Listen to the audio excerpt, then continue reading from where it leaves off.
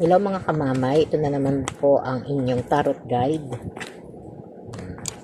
Salamat po sa lahat ng nag-follow, tsaka sa lahat ng mga hindi nag-skip ng ads. Araw-araw niyo po ako makikita sa live sa TikTok, hapon at tsaka gabi po.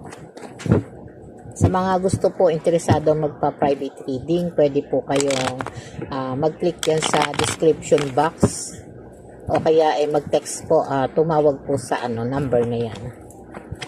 Salamat po. Worth it pa ba maghintay sa kanya? Ito yung para sa para sa mga taong the one lang, no? The one that go away.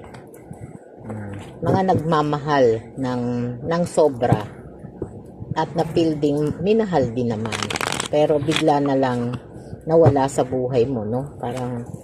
Parang ginos ka at di na nagparamdam.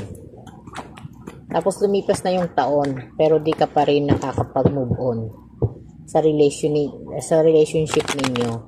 Tapos feeling mo, no, parang iniwan ka na ng panahon.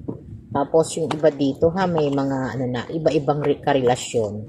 Iba-ibang relasyon at madalas nang nagpapalit-palit na ka-relationship, no? Pero wala pa rin siniseryoso. At hanggang ngayon, no, parang naghihintay pa rin. Worth it bang maghintay sa kanya?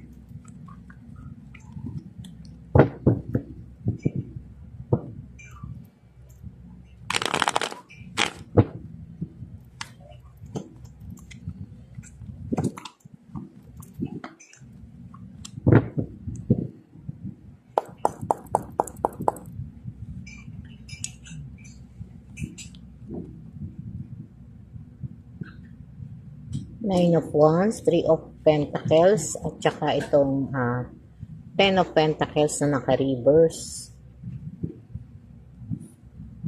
At Justice, Wheel of Fortune, at the Hermit. No, dito, no, talagang dumating ka sa panahon na talagang parang feeling mo nakakulong ka doon sa